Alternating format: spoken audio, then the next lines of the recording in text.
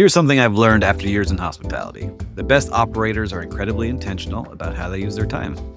Because when your day is filled with manual tasks like updating calendars, responding to repetitive guest messages, or managing payments, you're not focusing on leadership or growth. That's why tools like Lodgify exist. Lodgify is an all-in-one platform that helps hospitality operators manage short-term rental properties more efficiently. It keeps your calendars synced across booking platforms, automates guest communication, processes payments, and even lets you create your own direct booking website. So instead of juggling multiple systems, everything lives in one place. And what I love about that is simple. It gives you your time back, which is one of your most valuable resources in hospitality. If you want to check it out, Hospitality Mentor listeners and viewers can get 60% off of Lodgify's yearly and bi-yearly professional and ultimate plans with the code THM60. And that's THM60. Now, back to the episode. Welcome to another episode of the Hospitality Mentor podcast. And today, listeners, we're very lucky. I'm excited about this one. We've got Nikheel Advani, co-founder, chief operating officer, and principal at Grace Bay Resorts and Turks and Caicos, which I've never been to. My last name's Turk. I need to get there. It's my island. I need to make it there. But Nikheel, welcome to the podcast. Thank you, Steve. I mean, it's an honor and a pleasure. And with the name Turk, you got to come here. That's just, Now I have no excuse. I was just going to say that even off the bat, you've got to come to Turks and Caicos. I can't It's believe meant to be. I need to get there. My grandfather, one of my favorite pictures of him is him wearing a Grand Turk hat. So I need to get there and get over there. But we always start the podcast the same way. And it is, what was your very first job in hospitality? That was a dishwasher and a banquet server. That was my first official job in the business, in luxury hotels in Singapore. My first step into hospitality was slightly unique. My dad at about 16 said, I need to talk to you. And, we had this beautiful restaurant. We used to go to an Italian restaurant in the Grand Hyatt in Singapore. And so at 16, when I'm thinking, wow, this is something important. I'm talking to my friends and they're like, hey, yeah, your dad probably wants to buy you a car. I'm like, this is so cool because all my friends were getting cars, Right. And I thought this would be cool. So I found something a little bit more sensible because, I want him to think that I've got my head screwed on correctly. I was in engineering school at the time. I was 16. So we go to this beautiful Italian restaurant in the Grand Hyatt. And he says, basically, I'm wealthy and you're not. And I'm like, okay, this doesn't sound like I'm going to get a car. Well, that's not how it works. And he says, basically, you can stay at home without paying rent for now, but you need to start to think about that. And you need to start to cover your own expenses. Wow. And I'm thinking, wow, this is probably the worst meeting I've ever had. He's an incredible mentor of mine. And I'm sure he's thinking, and at that time I was not thinking, what is this about? I'm thinking, right? So fast forward, he says, go get a job. You just start working. So I started washing cars and all that. That's not the greatest thing. So he says, let me tell you something. Let me introduce you to the wives of the ambassador of France and the ambassador of Belgium. And, on the weekends, they have events at their home. And then if they do it in the embassy, they have a whole crew. But at home, they kind of hire people to, tend the bar and serve the food and that. But why are you going to do that? So at 16, I started my first company called Cartel Hospitality Consultants. And I started doing these. It was only me in the company. And once in a while, if I needed help, I'd call my buddies. And, one was studying law, one was studying computer science. And, all these guys would come help me out. And so I was the sort of the lead. And I started to enjoy this. I was meeting incredible people. I was learning more about getting good at, bar service. The chef there brought me in. Either was showing me how to serve all these fancy dishes. And that's where the magic started, really. So at the end of the year, I went back to my dad and said, look, I'm really loving this. I'd like to make this a career. And of course, leave engineering. So he was like, okay, let's think about this. My mom was freaking out. She's like, oh my God, this is a disaster. Look what you've done. He's going to become a waiter or a server. And not that there's anything wrong with that. It's kind of cool if you ask me. Yeah. But at that time, it was an engineer and a server. Which one do you want to be? Right. So my dad says, look, you're going to start at the bottom. This is how it works. He was a ship captain and then he did a lot of incredible things when he came on land. He started the first nautical institute in Singapore with the government, and he was part of that team. So he says, you're going to start at the bottom, just like in a ship, but you've got to learn every rule. and you've got to Right. do it well. You got to have a vision, get some good education, and grow, as you go along. And that's really what happened. With incredible mentors in my life, I enrolled in the hotel school in Singapore, which was run by Lausanne. At the time, it was called Shatek. It was Mhm. incredible. That was a key moment in my life. I had very little professional experience, so I had some working experience of hospitality, but I was in for something totally new. And that one year, it was 1989. I joined the food and beverage hands-on trade qualification at Shatek, called NTC2, and it Mhm. was an incredible change of how things then rolled out. So that was the start. That is really I how it love it. began. You cover a lot there, and I think it's gonna be interesting to see you had that entrepreneurial mindset already, starting a company at 16 and just kinda figuring things out as you go with your friends. I love those kinda stories, Yeah. and I can already hear, I have my mom in my ear, but she said kinda the same thing, and my dad was Mhm. an attorney, and I remember I was gonna be attorney. He's like, Yeah. "Listen, whatever this is a long life. Whatever you're gonna do, be the best at it. Yeah. Go study it and go That's do those exactly things." what he So, said. Be the best then, yeah. and if you love it, it's not going to feel like work. And that's what I don't think I'll ever retire in my life. I love what I do, even today.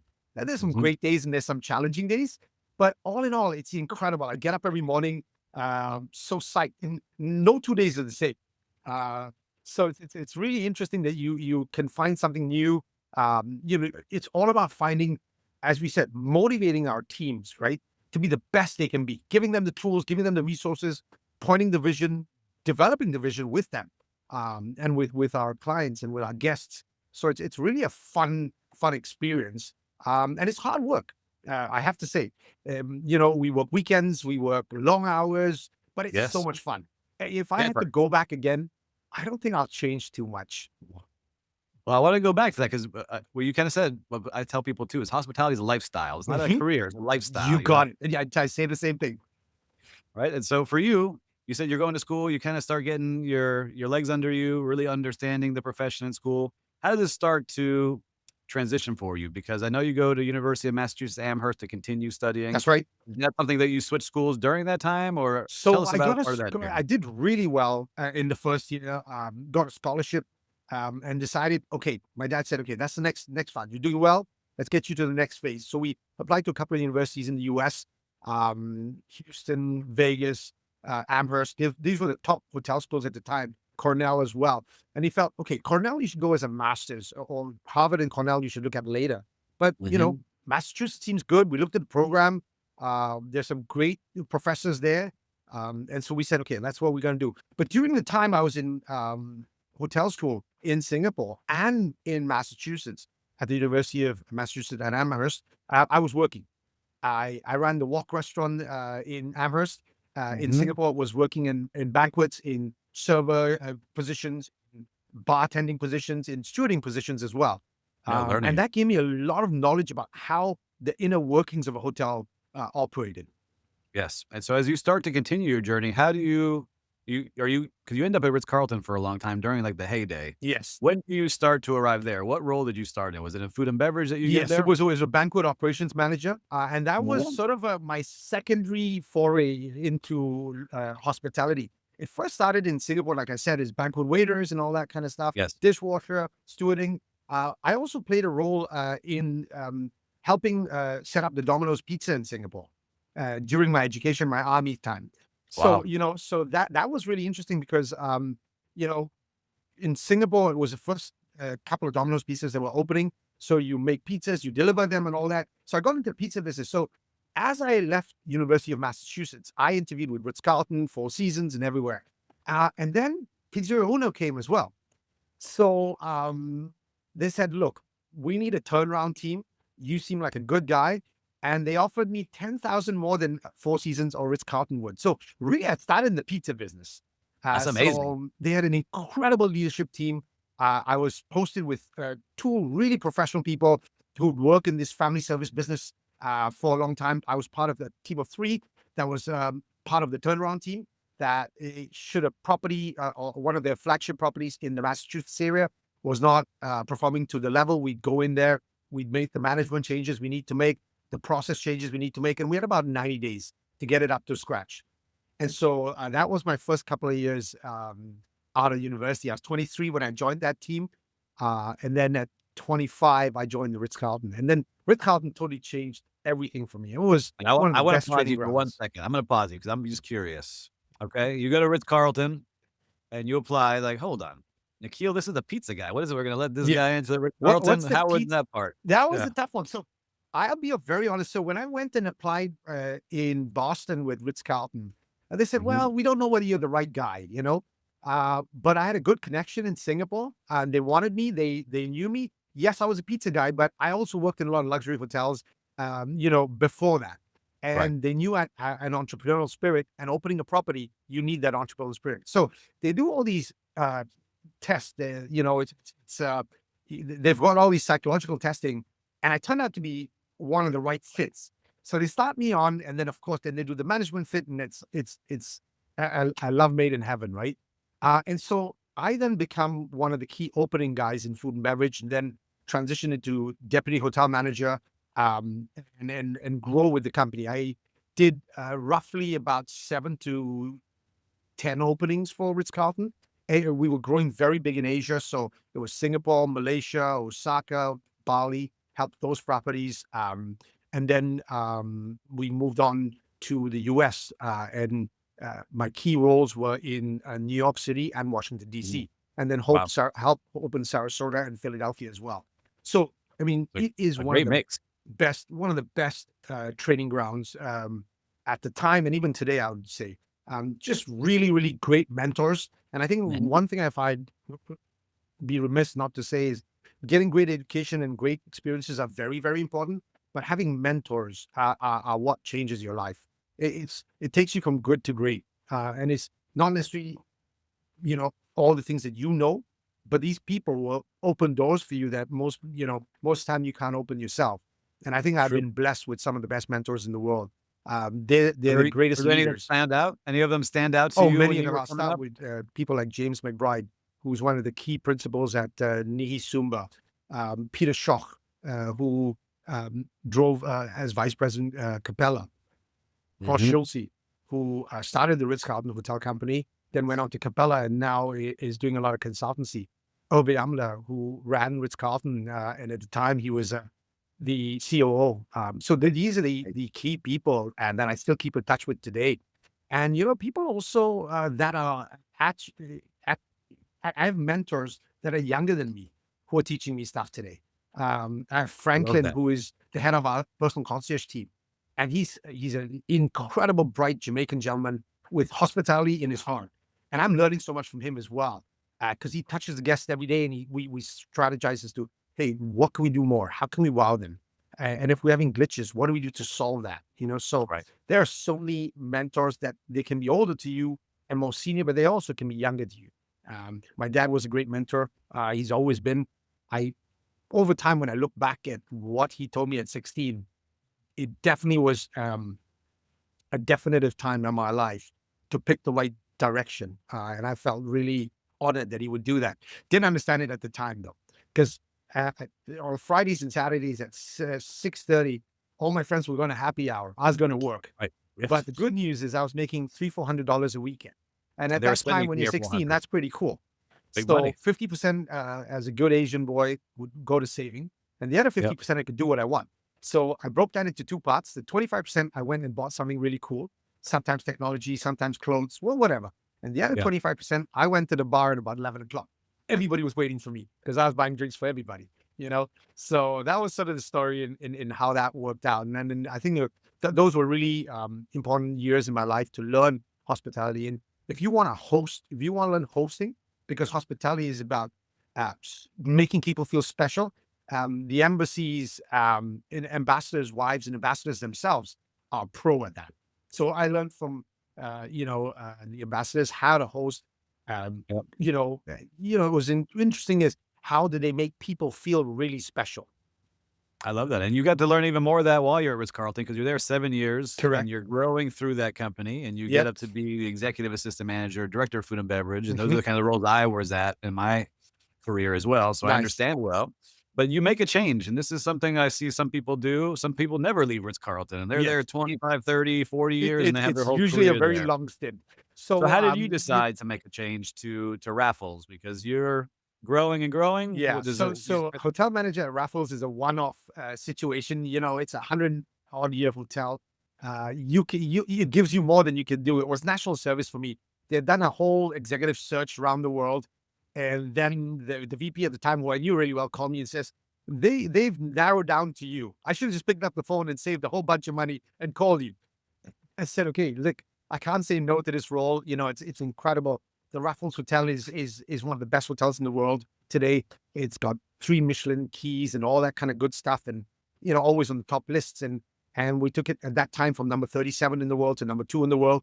I worked with an incredible general manager by the name of Javier Rosenberg, another friend and mentor. You talk about friend and mentor. And again, you know, he was younger than me, great guy. We worked incredible as a team together, and we had really great leaders. I mean, when I look back at that team, 20 restaurants, 100 suites, a theater, banquet facilities, retail. We had 60 retail shops. So it was a whole city block. It was a little a little island, so to speak, in Singapore, and one that you cannot miss if you come to Singapore. Yeah. And so how was that feeling there? Because it is such an iconic hotel. People around the globe know it. What was it feel like when you're, all right, I'm running this hotel? I mean, it was surreal. As I said, you take more than you can give. The VIP guests that come in there, Miss Chua was the CEO of Raffles Hotel at the time, and she had been the general manager of that property, and she lived on property. So it was intense, and she was talk about another mentor, an incredible mentor. She taught me what made the Raffles Hotel different. Why was it better? Or why was it, you know, how did it make people feel? Raffles is about, you walk into this historical building and it has so many great things. Food and beverage was a huge focus. So that's another place that we hosted some of the most famous chefs, Michelin star chefs, winemakers, chateaus. All these things came together in this magical sort of execution. But again, the bottom line is it was hospitality. How do you make people feel in this experience? So that So in was that pretty hotel, cool. yeah, in that hotel, you know, I've worked in some very top tier hotels, and this is one of the trophy hotels around the world. Was the P&L a big focus, or was it, listen, make sure the guests are happy, the P&L I will come think, you out, know, or was with there Raffles, they agreed? were able to find a great balance for both. Yeah. You had incredible product and service, and that was key. That was not negotiable. Yep. And you still had to make money, you know? And so that taught me a lot of stuff. We had an incredible financial controller. And you know, you get two types of financial controllers. Some that are pure accountants, and they're very good at what they do, and Yes. some that understand operations. Yes. And we had one that had both those skill sets, and that's beautiful because you could take an idea to him, you could bounce ideas off him, and even though we had to spend some money today, you can make the change and make it profitable over a period of time. He had the patience to wait, you know. So Good. I think that those are the kind of things we look at, as you know, being an F&B director yourself. Yeah. You know, we're creative. We've got these great ideas, but you need a financial controller and a GM that's keen to support those ideas. You know, Yeah, because if not, they're like, what is this? What are you spending money on? How correct. much is it? What? You No. got that. You got Like, that. that's gonna make money. I promise you, it's gonna Mhm. work.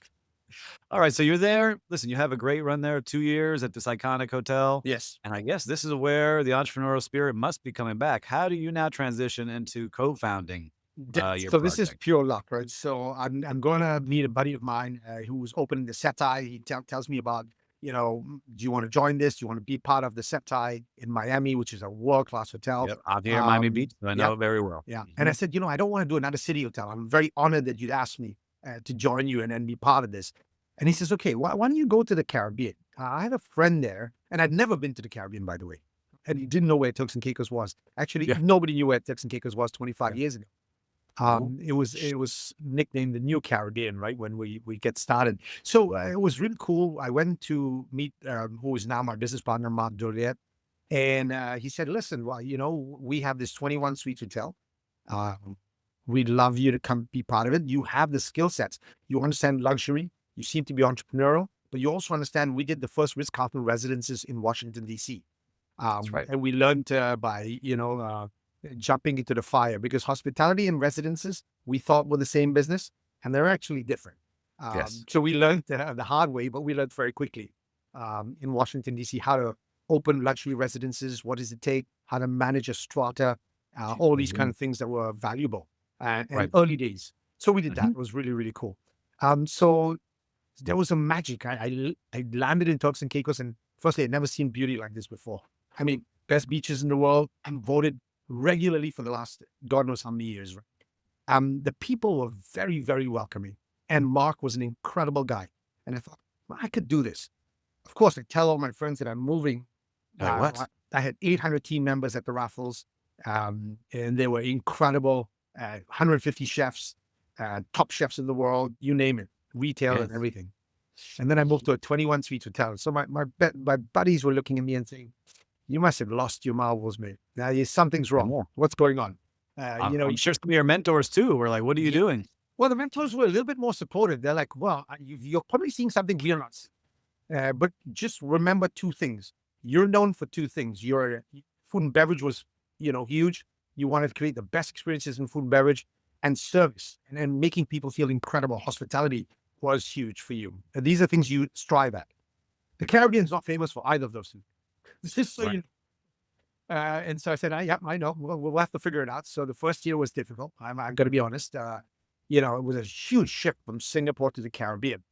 But what you'll start to learn is what are the strengths, and the hospitality of Caribbean people. They call it one love, is incredible. You just got to harness the hospitality, you know. And so, yes, service was not great when we got there. We started a hotel school, training everybody so they have the advantages that we had, and then also food and beverage, finding the right supply chains, finding the right chefs that wanted to come here and be part Right. of this. So there were many people in this journey through the last 25 years that have each contributed something to get us to where we are today. And we're Well, very honored. I love hearing that, and I wanna talk about that very first transition because there's so many people listening now, and we get these Mhm. questions all the time, and they'll ask me like, "Steve, I'm in this role right now. I'm a hotel manager. I'm a GM, but, I've got the golden handcuffs. I make a salary. It's so Yep. good. I'm not afraid to Yep. leave and start." So what was it for you that made it clear? Was it just a great offer? Was it, "Oh, you're gonna get maybe some ownership Yeah. potentially?" I Was it think the ownership, to move into clicking? ownership, we said, look, we'll work 1 year together.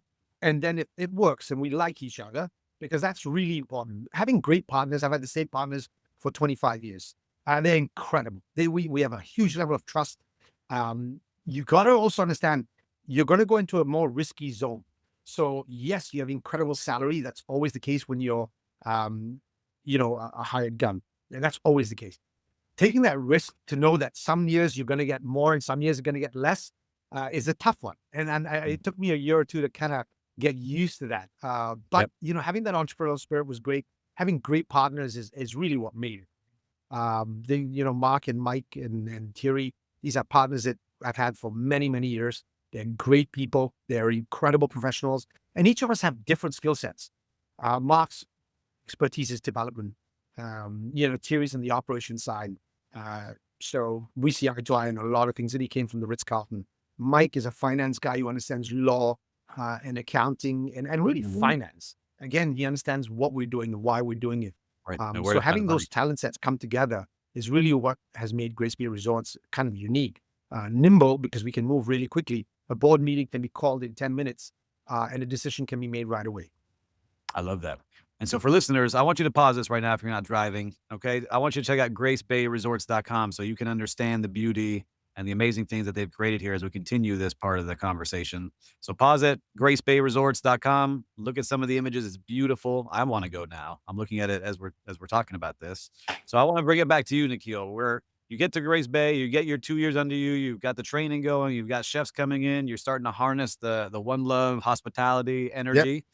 What are some of the wins that have happened, during this time? I know you've got countless, but what are some of the big ones for Yeah, you? I'll start by, we got the best service award presented by, Cindy Crawford and the whole Con and S team. And so that was incredible. That was a turning point. So the team realized, wow, we can be one of the best in the world. Service excellence was something that we pushed hard, and they were able to bring this to the table. So really, really cool. That was one of the turning points. We've had a lot of successes. I think we started with 121 suite hotel there. Mhm. Then we added the villas, which was family friendly. It was always adults only. So we added the villas, and then we added the estate, which is the super high end, which redefined hospitality in um, Turks and Caicos. And how we did that was creating very similar to what the Raffles had, which was the butler personal concierge program. And we Right. were the first to have personal concierge program that every suite category, from the junior suite to the penthouse suites, had this incredible service. I think those are a few things that we did. And we focused on food and beverage because I had to make sure. One of the turning points was hiring Chef Wolfgang from Vegas. So he ran the Bellagio's incredible food and beverage program. And then he Right. decided, Cam, you want to get back into the mix of actually cooking and actually, so Yeah. we brought Very him back different. when we had our second property here in Turks and Caicos Right. called the Veranda. So there have been many, many wins along the way. But it's really people, if I think about it, who are able to create incredible successes with the local community Yeah. that I've seen really make the difference. And how are you finding those people? Because on the islands, I've heard so many great stories, but also some scary stories. Like, man, we Yes, can't I find think, people, and they yes, don't want to do what we're telling them to do, and they all know yes, each other, so yes. we can't And fire we them. experience all those challenges as well. And I'll Mhm. start by two, three things. One, we're a newer destination. Everybody starts somewhere. And so all Right. these people were starting new without any preconceptions. So I think being part of the new Caribbean really helped. That Yeah. was one. Two, we started from the scratch. We had a hotel school. We started training everybody because we had the benefit of those years of training, which helped us so much. So we said, okay, we'll do that. Three, an MP from Barbados who came down to do training for us said, every Caribbean person has these incredible human talents, human connection talents, emotional attachments. You just need to know the key to turn it on. And I think that changed how we saw things. Mark and me always wanted this to be a Caribbean Turks and Caicos hotel company, and it is. We have Sure. the highest number of local staff, about 75%. It's amazing. And Grace Bay Club, which is our flagship property of the chain of hotels in the Turks and Caicos, was the first luxury property in the Turks and Caicos. So we are one of the preferred employers. So we've always had a great reach and great relationship with the local community, and they've performed incredibly well for us. But also letting them be themselves. At the Ritz-Carlton, we had verbiage that we wanted to use, and you had a hairstyle that you have to have. In the Caribbean, everybody Right. wanted to have their own hairstyle. So we said, you know what, we gotta let them be who they want to be within certain standards. So Right. everybody came with their different, dreads or whatever that may be. And then those are the kind of things that you also have to allow some of the things that the local community want to do. And people who are tourists want to see as well. It's not my pleasure. It's hey man, how you doing? You know? Yeah. So I is like it that. some of the things that in the Caribbean you could do, and people thought, wow, this is great. This is very local, you know? Yeah, because genuine. But, it's funny is you and I have both been brainwashed unknowingly. Like, I still Yep. shave every day. I don't have to, but I do every day, and I Well, still wear a sorry. blazer and go well, not you, but for me, that was, like, a big thing at one of the hotels I worked at when I was Yes, at I Mandarin know. Oriental. I agree. Clean shaven, you gotta Mhm. have your sideburns here, and I Yep. still have them that way, and my friends make fun of me because they all have beards, so I'm Yep. like, I don't know. I don't It's a have that. hipster thing to do. I'm trying to Yeah. be, yeah, sorry. You're looking handsome, Nikhil. You're looking good. You're looking good. But I love what you're putting together here, and I love the story of what you created because you really created a category that didn't exist in Turks and Caicos, Yeah, right? you You want created a luxury environment and got people to come there. And I think that's probably one of the things that I loved learning about the story here. But how did you get people to really explore? Because I know it's probably the marketing and getting it out, yeah. the word out So I there, I but you still think have to you played deliver. multiple roles, right? You're the GM, you're the director of sales marketing, you're the F&B director when we couldn't afford anything, right? Right. And so we went out on the road, meeting travel professionals, explaining to them what we're going to do. And the one thing you said, I look back at it now. I don't think we've stopped a lot to look back at that as we had a place that nobody knew. We were new. And so you had to create demand. And then 25 years later, when we look back, we are one of the hottest destinations in the Caribbean. And it took us Mhm. 25 years to build it. And it took the government who were forward thinking and, came together with us. It took a lot of hoteliers, brands like the Heartland Group, which are pioneers. Mhm. Amman decided out of all the Caribbean to come here. They were Sure. big brand names. So that helped a lot. Como Yes. Parakeet, who is here. That's their flagship in the Yeah. Caribbean. So all Well, these key players. And funny, before I was leading the Raffles, I met Adrian Zeka, and he said, we're going to open a hotel in Turks and Caicos. I said, I don't know where that is, but I'm going there. And Como just had a property there, and they were building more villas and really investing in that property. So Como Parakeet was owned by a billionaire in Singapore. yep. Adrian Zeka was based in Singapore, and he had Amman. And I was from the Raffles going to Turks and Caicos. So 3 Singaporean connections, Creating it. totally separately, Whoa. ending up in Turks and Caicos. That That's was amazing to interesting. see. It's like a small world that's where everyone is. And the Como Hotel, they left Miami Beach. I love that brand. I got to actually do some things with them Yeah, in my prior incredible life, run. and I just enjoyed them very much. And Aman is, creating amazing things everywhere. And That's true. so you are all a part of that coming from Singapore. It must be something in the water over there You, that you know, you and will refer. we're uniquely Turks and Caicos. That's really special. And all these awards to be put with a small brand that we are, to be compared, with Michelin Keys just came out. So Como Yes. got one, Aman got one, and we got one. So to be put in the same category as these top brands, makes us feel very humbled and very grateful. And we work every day to improve what we're doing. But what we've learned is over time, if you take care of your team and they take care of our guests, then you can, rise to the highest levels. And I've Right. always said that to our team from day one. First, they thought I was kidding around, and I said, "You're going to be the best. You will be the best. I feel it. I know this." And when I started, nobody knew Turks and Caicos. Nobody knew our brand. They kind of heard about us, and it was famous for diving at the time, but it's Mhm. not famous for luxury. It was not really famous for branded residential, which is a big part of how we grew it. Mark Goulet, my partner, was definitely a pioneer in that area, in creating some of the finest residential offerings in the Turks and Caicos. And then when we opened the estate, the penthouse sold for the highest price per square foot in the Caribbean for luxury residential. So we were breaking grounds on the hospitality side, having the best service excellence. We were breaking grounds on the branded residential side. And so that kind of created a lot of momentum and excitement for people to come. And then the other thing that was vital, and I talked to two of my mentors again, one who opened the Four Seasons in Punta Mita. And he told me, listen, the most important thing in the islands, you got to get along with the people. That's number one. Yes. You got to get their hearts. And number two is airlift. These two things are key. If you don't have those two things, you're not going to create excellence. And you can't be successful if people are not coming. So besides knocking the doors and seeing all the top travel professionals like Bill Fisher and all these great, great people who've helped us be successful, we also went with the government and put a program together where the airport authority, the government, and the private sector came together and said, what can we do to get more flights? And I think the turning point was about 15 years ago when JetBlue started. And JetBlue really came direct from New York. Now we have it from a whole bunch of destinations, including Boston. And all these Mhm. different airlines then jumped on and realized, what do we look at is we looked around the Caribbean and we said, look, we're new. So we can see what was successful in different areas.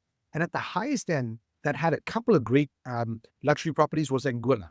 And Anguilla is a great, great destination. So many times we looked at Anguilla as sort of our competition, or how do we learn from them, And then we've Mhm. now become incredible friends with all the folks in Anguilla, the tourism minister and the tourism board and the hoteliers. And what we've learned is, we can all grow together. There's enough space for luxury for all of us. Yes. But they were a great motivation. Anguilla was, and the people of Anguilla. We almost looked at buying a few properties there over our lifespan. But every time we wanted to do something in either Anguilla or Antigua, something came up in Turks and Caicos. So we stayed, and now we have 6 operating luxury businesses, um, 5 hotels and a whole villa division, and we're Mhm. building a couple more. So it's kind of exciting. And Very what's exciting. special is 5 of our businesses run over $1,000 ADR. And if you look at the STR report, I think there are a handful of about 500-600 properties in the world that That do have that. that accolade. That's amazing. And so you're building this, and you touched on it. I want to see. I'm not asking for your 5-year business plan, but what are you most excited about in the next year or two? Because you're doing so many things right now. Okay, that's an exciting. Yeah, um, I think the first thing is at the end of this year in our one of our newest properties, South Bank, which is a luxury marina property. We're opening a Pirlasoni building, which has 17 incredible condominiums on the water.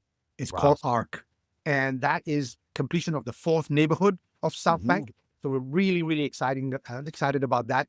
Our partners there are incredible developers. They've been on the island for a long time, and they are incredible partners with us. Following that, in 2027, we we're building the Point, which is an expansion, a boutique expansion of the Point Grace property. So that's another exciting thing that will come the end of next year.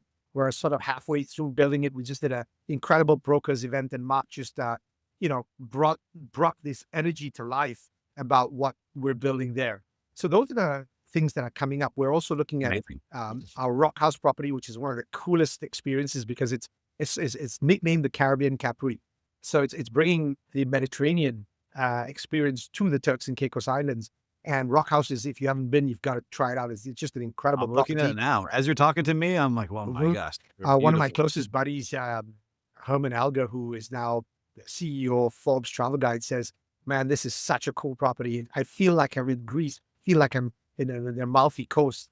And so that property we're That's adding. what it looks like. It looks like Greece. Yeah, we're adding phase 3 and 4 coming up shortly. Again, wellness is a big part of what we do. And definitely Rock House is pioneering that wellness experience over the time. And we're looking at different concepts and even maybe a wellness area in one of the phases. That's amazing. So how does you start to transition into residential, right? Because it's the one thing to be in hospitality. You said it's two very different things. How did that start coming? So yes, that we're kind of dropping that and saying, hey, we would love to buy. My journey started in Kuala Lumpur, Malaysia, where we worked to open the Ritz-Carlton in Malaysia, in Kuala Lumpur, the capital. The developer group, which is YTL, was very involved with them. We were very involved with them. We, besides opening the Ritz-Carlton, we helped them with a full development, a multi-use development that included the Marriott, that included the luxury retail Star Hill, Lot 10, and the first Ritz-Carlton residences there. I was not there to fully open that. Then I transitioned to Washington, D.C., where we had residences that we were opened. There were some delays because of the financial crisis in Asia. So when we transitioned in 2000 to Washington, D.C., we were able to open the first Ritz-Carlton residences. And as I said, we learned with putting our fire to the feet. We had to learn pretty quickly. We're learning they're two different businesses. And so that experience then was very useful because to raise money in the Caribbean is very difficult. It's a high risk area. So Mark would say this better than I, but over time we learned that we'll raise about 20% equity, right? And then we'll sell real estate and then get the last mezzanine loan and the debt piece for the next 20%. So about 70% is raised through selling real estate to various second, third home buyers. That's amazing. And so that's the capital stack that gets put together. And that's something we perfected over time and understand really well today, how to manage that type of business, luxury branded residential. Yeah, I see it a lot here in Miami Beach. That's how they're trying to fund a lot. Some have stalled out. Some have stalled out because they weren't making the sales that they needed to make. And so for when you sell the residents there, do they have access to the hotel properties or they only totally do. So the way we do it is we sell them the residents and they're able to use all the hotel facilities. And when they're not using it, we rent it. So it's really a great equation. You have an incredible quality of life when you come to the Turks and Caicos. You've got 5-star service from all our team members. And when you leave, you don't have to worry about the residents. It'll be rented. You'll get a check at the end of the year. And it even covers all their maintenance costs. So it's really a great equation if the numbers all pan out. And so I think Turks and Caicos is one of the leading destinations where luxury branded residences really work.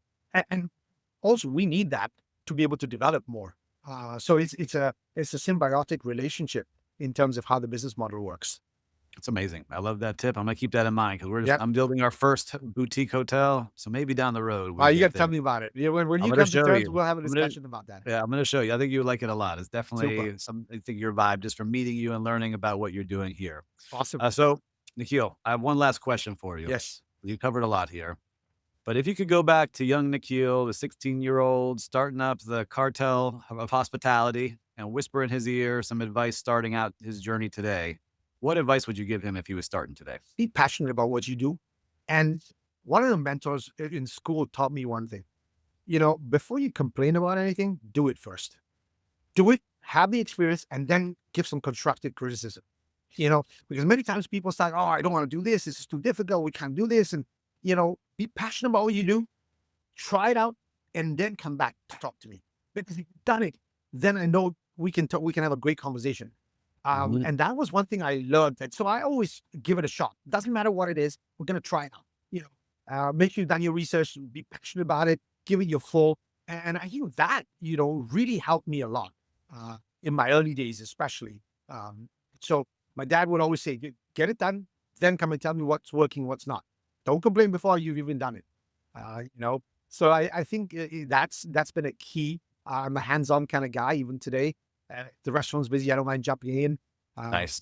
so whatever it takes, as I said, these fancy titles are cool, but the bottom line is our goal is how do we give the resources and energy and passion to our team members to be the best they can be, you know? I love that. I think listeners, just rewind that last minute, listen to it again. That's great advice for anybody in any career. Awesome. Nikhil, I appreciate you joining us today. You shared so many great stories, so many great pieces of advice that listeners, why don't you just go ahead and pause this, hit that share button, send it to a friend, because if you liked it, your friend is definitely going to like it too. And if you haven't had the chance yet, stop what you're doing, go to gracebayresorts.com, see all the amazing things that they've created. And really, it really is impressive to see all the things on this website and all the different types of offerings that you all have created from just an idea. So congratulations to that, Nikhil. I appreciate you joining us today. Steve, thank you so much. And to all the listeners, come visit us. We'd love to talk to you. Our goal is how can we help you do what you do better? I love it. Thank you Thank so you. much. Thank you so much.